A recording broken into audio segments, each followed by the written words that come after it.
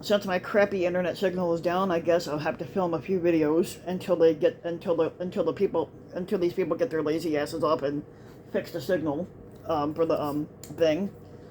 So so is the world unraveling? And it could feel that way, but Joe Biden is still holding out hope and that he still believes. Now, Biden the other day had paid a nostalgic visit to Ireland while Trump keeps melting down, and this might just lead to a good outcome, depending on how you look at it. Now, the world has gone sideways when you wake up in the morning, you look at the news on your phone, and you see a video of the 87-year-old Dalai Lama asking a prepubescent boy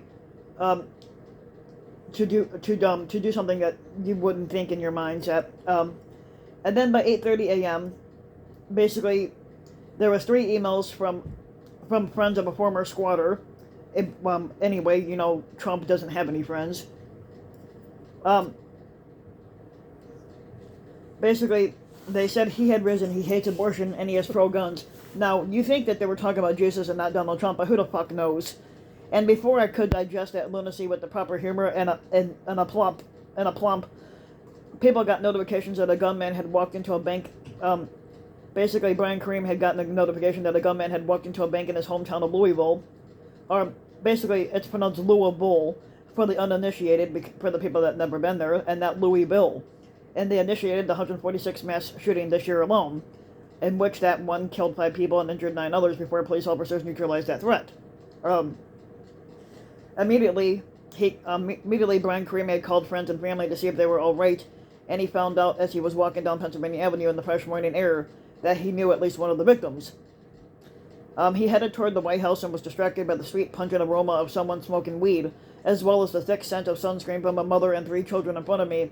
Apparently, they headed toward toward the South Lawn for the annual Easter egg roll. The 3 kids, ranging in ages 4 to 9, started arguing about their favorite chocolate and whether or not they could get Peeps at the White House. And the oldest and youngest daughter argued with the middle son, observing that Peeps aren't chocolate, and one of them began to scream. I looked at the mother and smiled. I've been there, and it feels like your world is unraveling. Now, as Brian Kareem crossed the street, he saw 3 supposed Christians standing in front of a wire stand of handouts promoting the Bible, which is nothing more than a made-up fairy tale. A man walking by asked one of them if Jesus would support the right to bear arms, and the preacher responded, "Of course, I doubt that. I guess turn the other cheek only means turn the other cheek while pulling the trigger of your AR-15. And that's when I felt like my life was unraveling. And I'm not the only one to be thinking this. The world seems angrier and more on edge. The 2 key issues dominating the White House press briefing on Monday were guns and a potential world war. So that sense of unraveling definitely fits in at the White House, where President Biden continues to stress that we're at an inflection point in our history. Now, guns, of course, are at the forefront of the briefing because of the shooting in Louisville, coming in just after the shooting in Nashville less than 2 weeks ago. The chances of war were discussed for 2 reasons: recent Chinese war games aimed at Taiwan, and a national security breach that led to a bunch of U.S. intelligence documents about the Ukraine war being shared on social media. National Security Council spokesperson John Kirby had fielded questions on the latter issues, and a press secretary, Jean Pierre, took questions on the former. Now, Kirby said the Chinese war games, which is a direct response to Taiwanese President Tsai Ing-wen's meeting with House Speaker Kevin McCarthy last week, was a reaction that didn't need to be made. That's a nice way of calling it an overreaction. So the question was whether the U.S. government is concerned about any other more substantial reactions that don't need to be made. Kirby offered little reassurance, but said that that's why the administration wanted Secretary of State Tony Blinken to go back to China. Now, let's be fucking crystal clear here. We're the closest to a nuclear war that we've ever been since the end of the Cold War, and perhaps since the Cuban Missile Crisis, and the best and current administration could offer this week was to say, well, we certainly didn't seek any conflict. Now, as for the shocking breach of security that led to all those classified documents on social media, Kirby couldn't say whether or not it had compromised U.S. efforts to help Ukraine, but vowed that the leak wouldn't affect the administration's support, basically. Now, this is not reassuring. Daniel Ellsberg, who was recently diagnosed with pancreatic cancer, is the 91-year-old political activist who gave us the Pentagon Papers. He told the New York Times this week, "I'm leaving a world in terrible shape, and terrible in all ways that I've tried to help make better during his years. Now, President Biden is right when he says that this is the most dangerous time with respect to nuclear war since the Cuban Missile Crisis, and this is not the world that we hope to see in 2023, and that's where we're at. Domestically, it appears that we are unraveling as well. During Monday's briefing, Jean-Pierre was equally unable to offer support for those who were scared about getting shot in public, in any public venue for no apparent reason whatsoever.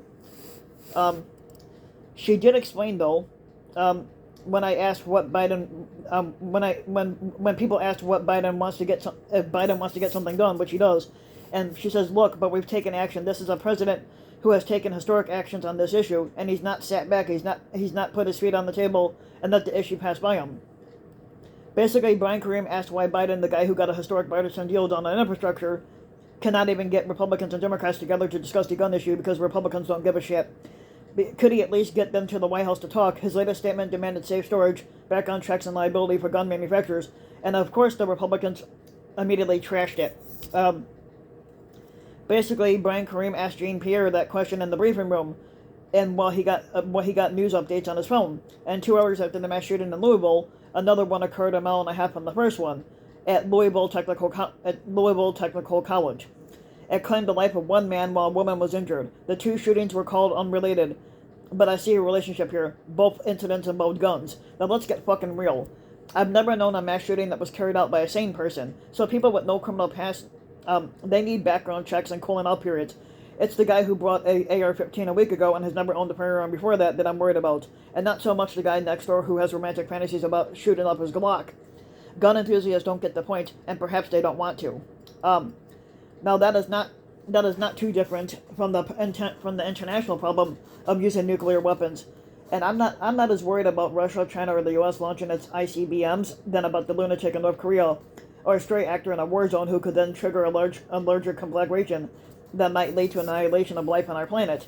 The crazed lunatic in North Korea and the lunatic in a war zone have more in common with every crazed mass shooter in the U.S. than we care to admit. And this brings us to the 2024 presidential election. Should our species survive that long? I still believe that Trump will not be on the ballot come November 2024. Anthony Scaramucci recently said that he thinks Trump will fake an illness to get back out of the race, and that seems plausible to me as well since Trump laid the foundation for such a move months ago. And he said he was running, but he also said that a doctor could change his mind. The question I have is whether or not Joe Biden will run for a second term, because by then he'll be 80-something years old. He's leaned into it, but his actions make me wonder, and recent moves by others in the Democratic Party have me convinced that if Trump is taken out of the picture, then Biden may be done for. That wouldn't necessarily be a bad thing. This country needs younger leadership in both parties, and people who don't have firsthand memories of the Beatles and Ed Sullivan. Now, I wonder about Biden's commitment for a couple of reasons. First and foremost, a lack of communication with the press. So for a guy who's supposedly seeking a second term, he cares less than a yawn about taking questions from the public. And he sees the press exactly as much as he wants to, which is not very often. He doesn't seem to care about Biden does care about our concerns. Trump doesn't at all. Biden is set on a path of doing what he believes is right, come hell or high water. But his communications about his actions are poor, and he seems immune to criticism, even when his staff has to walk back some of the things he says, like Trump. Yeah. And then there's former White House Press Secretary Jen Psaki and her recent MSNBC interview with California Governor Gavin Newsom. It perfectly positioned Newsom to run for the White House, whether that was on purpose or by accident is the only question. And the result is indisputable. It raised Newsom's national profile.